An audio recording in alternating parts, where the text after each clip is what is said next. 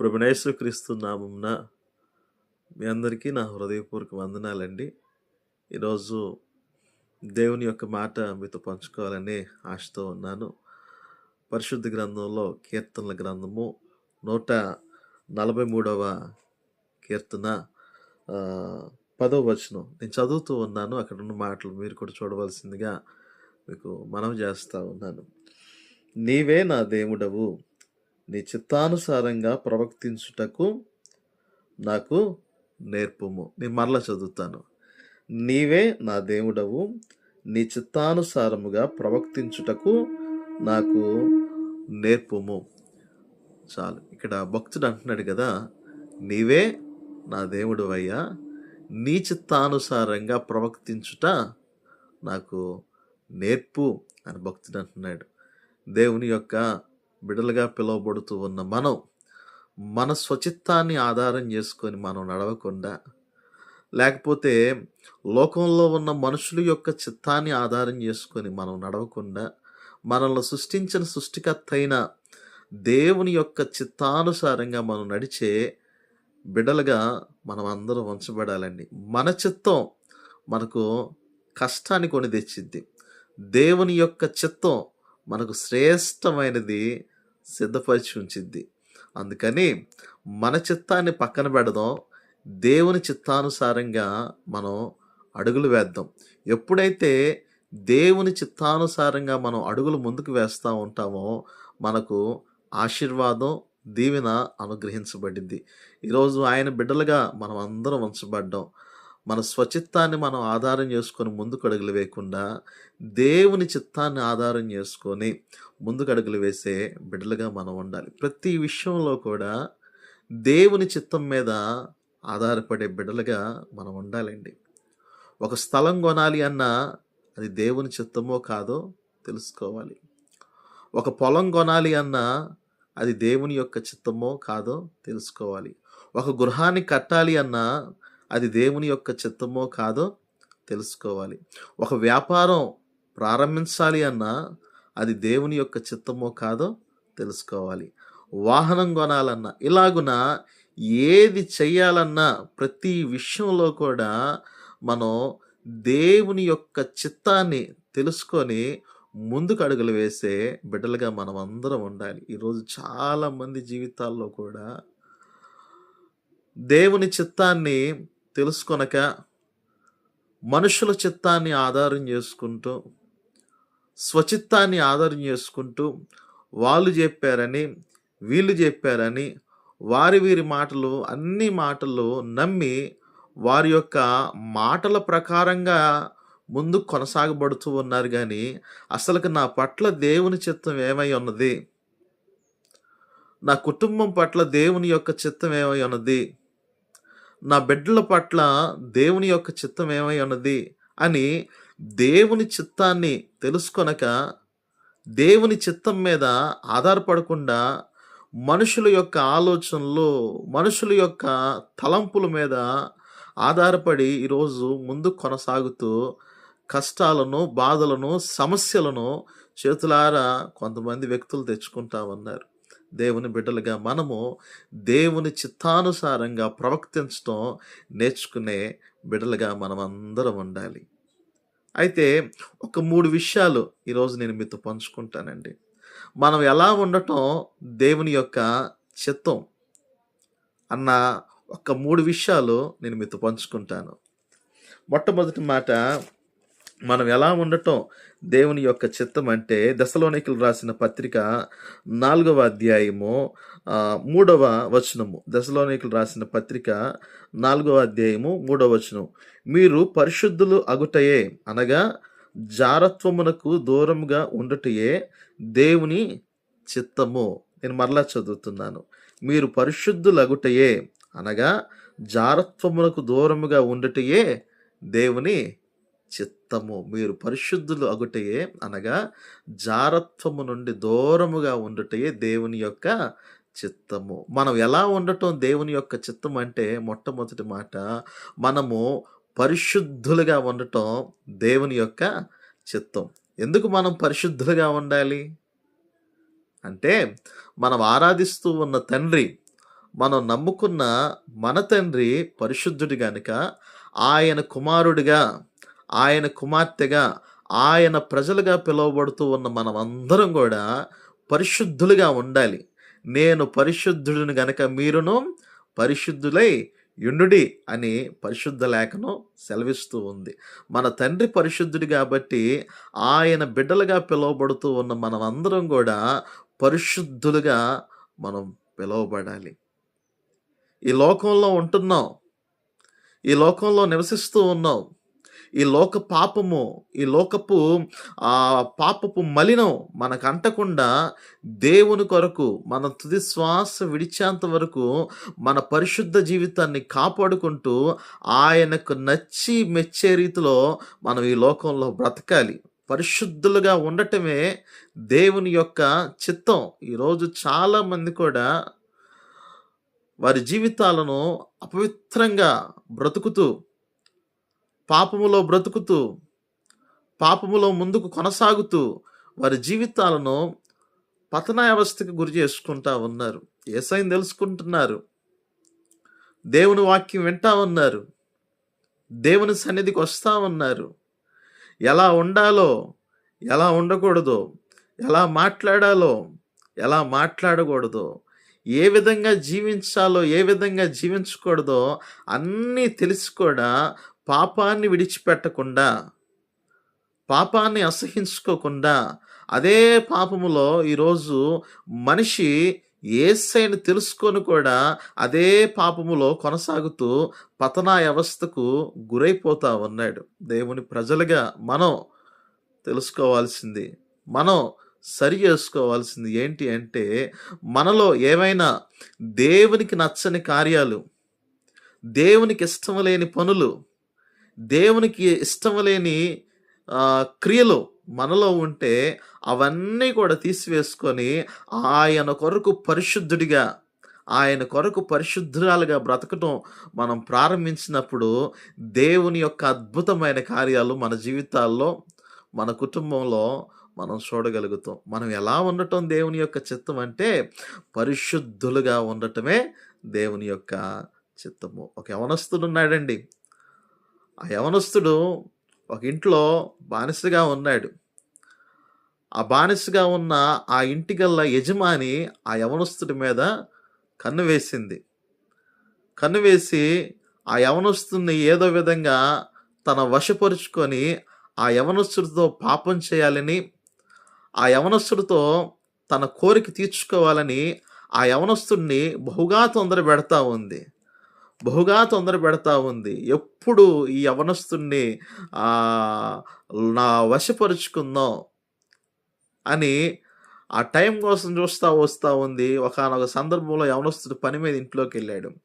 ఆ యజమాని ఏం చేసిందంటే ఆ యవనస్తుడిని బలవంతంగా పట్టుకొని నాతో పాపం చేయన్నప్పుడు ఆ యవనస్తుడు వెంటనే ఆ స్థలమందు నిలవకుండా, ఆ పాపములో పాల్గొనకుండా ఆ స్థలము నుండి వెంటనే ఆ యవనస్తుడు పారిపోయాడు.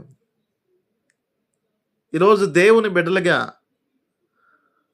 ఏదో విధమైన పాపం, ఏదో విధమైన ఆకర్షణ, ఏదో విధమైన బలహీనతలు మనల్ని బలహీనపరచాలని, పాపములోనే ఇంకా పడవేయాలని సాతానుడు పలు విధాలుగా మనల్ని శోధిస్తూ ఉన్నప్పుడు అటువంటి స్థలాల్లో మనం నిలవకుండా పారిపోయే వ్యక్తులుగా మనం ఉండాలి. మన పరిశుద్ధ జీవితాన్ని కాపాడుకుంటూ నా తండ్రి నన్ను చూస్తూ ఉన్నాడు, నా తండ్రి యొక్క కనుదృష్టి నా మీద ఉంది, ఇటువంటి ఘోరమైన పాపం నేను చేయకూడదు అని అటువంటి పాపపు ప్రదేశాల్లో నుండి, అటువంటి పాపపు ఆకర్షణల నుండి, అటువంటి పాపపు కోరికలన్నిటిని కూడా జయించి మన పరిశుద్ధ జీవితాన్ని మనం కాపాడుకునే బిడ్డలుగా మనం అందరం కూడా ఉండాలి. మన తండ్రి పరిశుద్ధుడు గనుక మనము కూడా పరిశుద్ధులుగా ఉండాలి.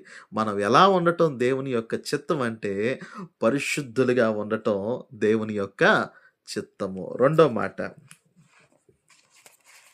మాట అదే దశలోనికి రాసిన పత్రిక 5వ అధ్యాయము 16వ వచనము. ప్రతి విషయమునందును కృతజ్ఞత కృతజ్ఞత ఆహ్, కృతజ్ఞత స్తుతులు చెల్లించుడి. ఇలాగు చేయుట యేసుక్రీస్తునందు మీ విషయములో దేవుని చిత్తము. రెండో మాట, ప్రతి విషయంలో కూడా కృతజ్ఞతాస్తుతులు చెల్లించటం దేవుని యొక్క చిత్తమంట. దేవుని బిడ్డలుగా అన్నీ బాగున్నప్పుడే మనం స్తుతించటం కాదు. ఆరోగ్యం ఉన్నప్పుడు ప్రభువును స్తుతించటం కాదు. ఆదాయం వస్తూ ఉన్నప్పుడు ప్రభువును స్తుతించటం కాదు. మంచి వస్త్రాలు కట్టుకుంటున్నప్పుడు ప్రభువును స్తుతించటం కాదు.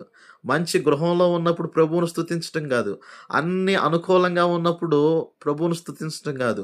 పరిస్థితులన్నీ తల్లకిందులైపోయినా, పరిస్థితులన్నీ ప్రతికూలం అయిపోయినా, పరిస్థితులన్నీ అర్థం కాని అయోమయ గజిబిజి స్థితిలో ఉన్నప్పటికి కూడా, అటువంటి స్థితిలో కూడా దేవునికి కృతజ్ఞతాస్తుతులు చెల్లించే బిడ్డలుగా మనం ఉండాలి. ఈరోజు కొంతమంది అన్నీ బాగున్నప్పుడు ప్రభువును స్తుతిస్తారు. అన్నీ బాగున్నప్పుడు బహుగా సంతోషంగా ఉంటారు. కాస్తంత విశ్వాస జీవితాన్ని దేవుడు పరీక్షించడానికి ఒక చిన్న శోధన, ఒక చిన్న శ్రమ అనుమతించినప్పుడు, ఆ శ్రమకు, ఆ శోధనకి ఈరోజు కొంతమంది నిలబడలేని స్థితిలో ఉండిపోతా ఉన్నారు. ఈరోజు మనం ఎలా ఉంటున్నాం? అన్ని విషయాల్లో ప్రభువుకు కృతజ్ఞతాస్తుతులు చెల్లిస్తూ ఉన్నామా? ఆరోగ్యం బాగోలేకపోయినా దేవుణ్ణి మనం స్తుతించగలుగుతున్నామా? ఆహారం లేకపోయినా దేవుణ్ణి మనం స్తుతించగలుగుతూ ఉన్నామా? వస్త్రాలు లేకపోయినా దేవుణ్ణి మనం స్తుతించగలుగుతూ ఉన్నామా? మంచి గృహం మనకు లేకపోయినా దేవుణ్ణి మనకు స్తుతించగలుగుతున్నామా? మన జీవితాల్లో పరిస్థితులన్నీ కూడా అర్థం కాని స్థితిలో ఉన్నప్పుడు, పరిస్థితులన్నీ కూడా ప్రతికూలంగా ఉన్నప్పుడు మనం మనం దేవుణ్ణి స్తుతించగలుగుతూ ఉన్నామా? ఒకసారి మనకు మనం ఈ ప్రశ్న వేసుకోవాలి. అయ్యా, పరిస్థితులన్నీ ప్రతికూలంగా ఉన్నప్పుడు నేను స్తుతించగలుగుతున్నానా అన్న ఆలోచన మనం వేసుకోవాలి. వ్యక్తిగతంగా మనకు మనం ఒక ప్రశ్న వేసుకోవాలి. ఈరోజు మనం ఎలా ఉండటం దేవుని యొక్క చిత్తం అంటే, ప్రతి విషయంలో కూడా కృతజ్ఞతాస్తుతులు చెల్లించటం దేవుని యొక్క చిత్తం. ప్రతి విషయంలో కృతజ్ఞతాస్తుతులు చెల్లించే బిడ్డలుగా మనం ఉండాలి. ఆరోగ్యం ఉన్నా దేవునికి కృతజ్ఞతాస్తుతులు చెల్లించాలి. ఆరోగ్యం లేకపోయినా దేవునికి కృతజ్ఞతాస్తుతులు చెల్లించాలి. ఆహారం ఉన్నా దేవుని కృతజ్ఞతాస్తుతులు చెల్లించాలి. ఆహారం లేకపోయినా దేవుని కృతజ్ఞతాస్తుతులు చెల్లించాలి. మన జీవితంలో అన్నీ మనం కలిగి ఉన్న దేవుని స్తుతించాలి. అన్నీ కోల్పోయినా కానీ ప్రభువుకి కృతజ్ఞతాస్తుతులు చెల్లించాలి. ఒక వ్యక్తి అంటున్నాడండి, తను సంపాదించిన సంపాదన అంతా పోయింది. తన కడుపును పుట్టిన 10 మంది బిడ్డలు చచ్చిపోయారు. రోడ్డు మీద బూడిదలో కూర్చొని అంటున్నాడు, యెహోవా ఇచ్చెను, యెహోవా తీసుకెళ్ళెను, యెహోవా నామమునకు స్తుతి కలుగును కాక అంటున్నాడు. అటువంటి భయంకరమైన పరిస్థితుల్లో కూడా ఆ వ్యక్తి ఏం చేస్తున్నాడంటే దేవుణ్ణి స్తుతించగలుగుతున్నాడు. ఈరోజు దేవుని బిడ్డలుగా మరి మనం దేవుణ్ణి ప్రతి విషయంలో దేవుణ్ణి స్తుతించగలుగుతున్నావా? ఎటువంటి పరిస్థితుల్లో అయినా మనం దేవుణ్ణి స్తుతించగలుగుతున్నాం. ప్రతి విషయంలో కూడా స్తుతించడం దేవుని యొక్క చిత్తమై ఉన్నది. ఈరోజు దేవుని బిడ్డలుగా ప్రతి విషయంలో కూడా ఆయన స్తుతించే బిడ్డలుగా మనం అందరం ఉంచబడదుము గాక. మూడో మాట పేతురు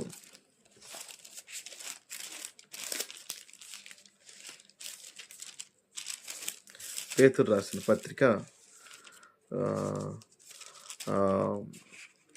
2వ అధ్యాయము 1 పేతురు 2వ అధ్యాయము 5వ వచనము. 1 పేతురు 2వ అధ్యాయము క్షమించాలి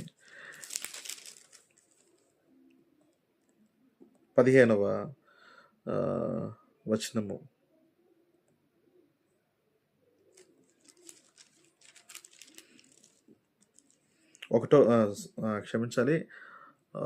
పేతురు రాసిన మొదటి పత్రిక 2వ అధ్యాయము 15వ వచనము. ఎలయనగా మీరిట్లా యుక్త ప్రవక్తన గలవారై అజ్ఞానముగా మాటలాడు మూర్ఖుల నోరు మూయుట దేవుని చిత్తము. మూడోదిగా మనం ఎలా ఉండటం దేవుని యొక్క చిత్తం అంటే, మూర్ఖుల యొక్క నోరు మూయించటం దేవుని యొక్క చిత్తం. ఈరోజు ఈ దేవుణ్ణి నమ్ముకున్నామని, ఈ దేవుణ్ణి సేవిస్తున్నామని కొంతమంది మూర్ఖంగా మాట్లాడుతూ ఉంటారు. మూర్ఖపు మాటలు వెలగక్కుతా ఉంటారు.